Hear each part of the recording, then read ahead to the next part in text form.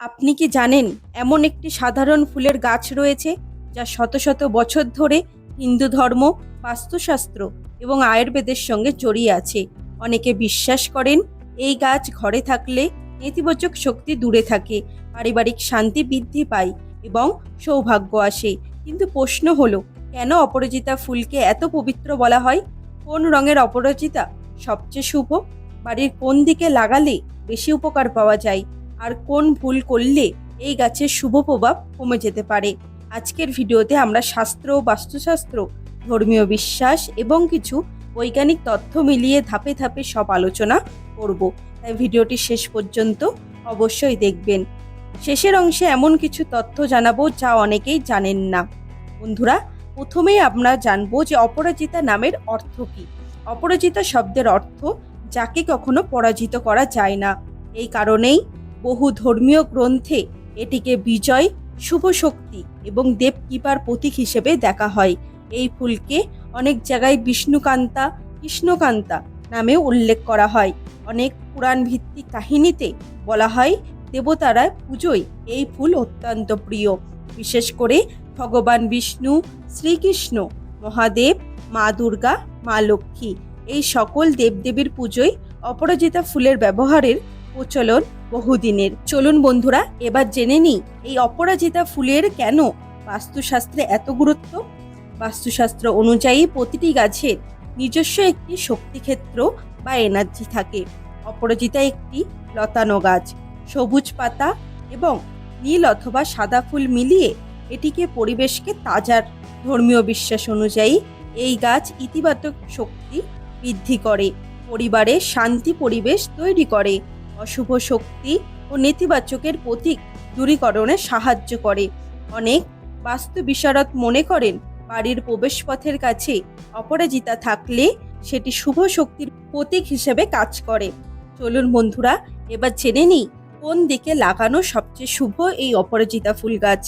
ঈশান কোণ অর্থাৎ উত্তর পূর্ব কোণ, এটিকে বাস্তুশাস্ত্রের সবথেকে শুভ দিক ধরা হয়।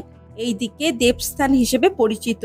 অনেকের বিশ্বাস এই দিকে অপরাজিতা লাগালে আধ্যাত্মিক পরিবেশ বৃদ্ধি পায়। এছাড়া পূর্ব দিক, পূর্ব সূর্যের দিক, আলো, শিক্ষা এবং নতুন সূচনার প্রতীক। এই দিকে গাছ লাগানোকে শুভ বলে মনে করা হয়। উত্তর দিক, উত্তরকে কুবেরের দিক বলা হয়। ধর্মীয় বিশ্বাস অনুযায়ী এই দিকে গাছ থাকলে আর্থিক উন্নতির ইতিবাচক প্রভাব হিসেবে ধরা হয়। বন্ধুরা, এবার জেনে নিই যে কোন দিকে ভুলেও এই গাছটি লাগাবেন না। অনেক বাস্তু বিশারদ দক্ষিণ পশ্চিম কোণ অপরাজিতা না লাগানোর পরামর্শ দেন, যদিও এই বিষয়ে সর্বজন স্বীকৃত বৈজ্ঞানিক প্রমাণ নেই। এটি মূলত বাস্তুশাস্ত্রের বিশ্বাসের ওপর ভিত্তি করেই বলা হয়। বন্ধুরা, কোন দিনে এই গাছটি লাগানো সব থেকে ভালো? অনেকেই এই প্রশ্ন করেন। অপরাজিতা লাগানোর জন্য সবচেয়ে শুভ দিন কোন দিন, সেটি আজ আমি এক্ষুনি বলবো, আপনারা খুব মনোযোগ সহকারে শুনুন। বন্ধুরা, অপরাজিতা ফুল লাগানোর জন্য সবথেকে শুভ দিন ধরা হয় বৃহস্পতিবার ও শুক্রবার। অনেক পরিবার বৈশাখ ও কার্তিক মাসকেও বিশেষ শুভ বলে মনে করেন। এগুলি ধর্মীয় বিশ্বাসের অংশ। তাই আপনারা যদি মনে করেন আপনার বাড়িতে অপরাজিতা ফুল গাছ লাগাবে, তাহলে অবশ্যই বৃহস্পতিবার অথবা শুক্রবার গাছটি লাগানোর চেষ্টা করবেন। বন্ধুরা, এবার অনেকের মনেই প্রশ্ন যে অপরাজিতা ফুল নীল রঙেরটা ভালো নাকি সাদা রঙেরটা ভালো? অপরাজিতা সাধারণত দুই রঙের হয়। নীল অপরাজিতা সবচেয়ে বেশি দেখা যায়। এটি শ্রীকৃষ্ণ ও শ্রী বিষ্ণুর সঙ্গে প্রতীকী ভাবযুক্ত। অনেক ভক্ত এই ফুল দিয়ে বিষ্ণু ও কৃষ্ণের পুজো করেন। এরপর বলবো সাদা অপরাজিতা। এটা তুলনামূলক বিরল। অনেকেই এটিকে শান্তি ও পবিত্রতার প্রতীক বলে মনে করেন। মা দুর্গা, মা লক্ষ্মী, মা সরস্বতী পুজোয় এটি ব্যবহার করা যায়। আপনার বাড়িতে কোন অপরাজিতা ফুল গাছ আছে সেটি অবশ্যই আমাকে কমেন্টে জানাবেন। বন্ধুরা, চলুন এবার সব থেকে গুরুত্বপূর্ণ আলোচনায় ঢোকা যাক যে পুজোয় এই অপরাজিতা ফুল আমরা কিভাবে ব্যবহার করব। বন্ধুরা, বৃহস্পতিবার ভগবান বিষ্ণুকে এই ফুল নিবেদন করুন এবং অবশ্যই ওম নমো ভগবতে বাসুদেবায় নমো এই মন্ত্র জপ করতে করতে ভগবানকে ফুল নিবেদন করুন। এরপর শুক্রবার আপনারা মা লক্ষ্মী অথবা মা দুর্গার পুজোয় এই ফুল নিবেদন করুন।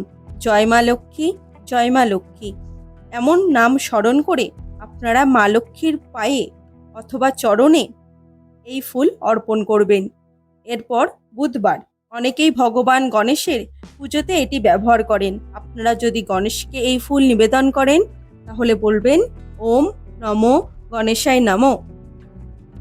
শনিবার কিছু ভক্ত শনিদেবের আরাধনায় এই ফুল নিবেদন করেন। এটি খুবই শুভ ফলদায়ক। শনির যত বাধা বিপত্তি এই ফুল নিবেদনে দূর হয়ে যায়। তাই আপনারা অবশ্যই শনিবারে শনিদেবের পায়ে অথবা চরণে এই ফুল নিবেদন করতে ভুলবেন না। বন্ধুরা, অপরাজিতা ফুলের বৈজ্ঞানিক দিক এতক্ষণ আমরা জানলাম ধর্মীয় দিক।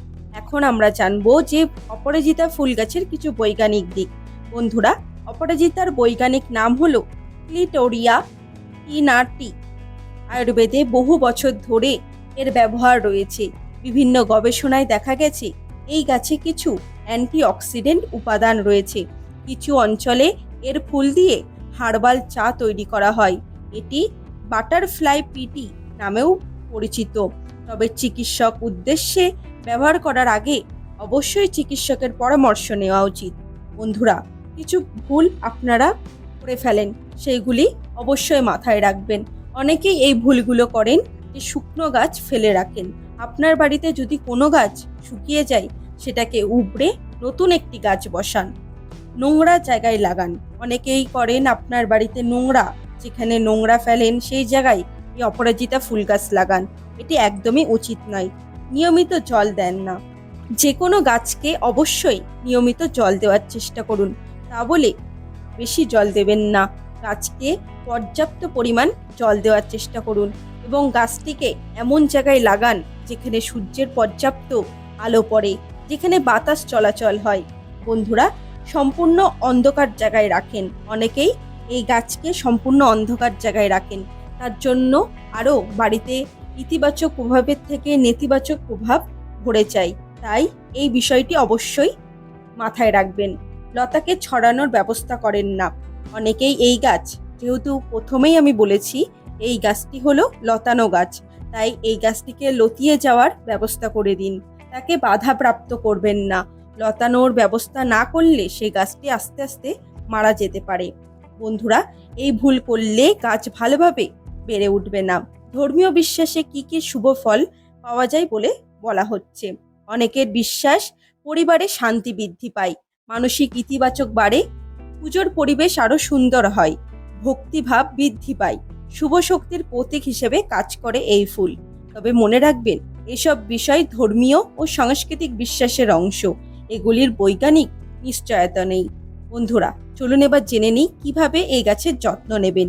প্রতিদিন অল্প পরিমাণ জল দিন, রোদযুক্ত স্থানে রাখুন, সময় মতো শুকনো ডাল ছেটে দিন, মাসে একবার জৈব সার ব্যবহার করুন, লতানোকে ওঠার জন্য বাঁশ বা জাল দিন, এতে গাছ দ্রুত ফুল দেবে। বন্ধুরা, একটি অপরাজিতা গাছ শুধু একটি ফুল গাছ নয়, এটি বহু মানুষের কাছে শক্তি, ভক্তি, আশা, সৌন্দর্য এবং শুভ শক্তির প্রতীক। আপনি যদি ধর্মীয় বিশ্বাস অনুসরণ করেন তাহলে শাস্ত্রসম্মতভাবে পুজোয় ব্যবহার করতে পারেন। আর যদি শুধু প্রকৃতিপ্রেমী হন তাহলে এই সুন্দর ফুল আপনার বাড়ির পরিবেশকে অনেক বেশি মনোরম করে তুলবে।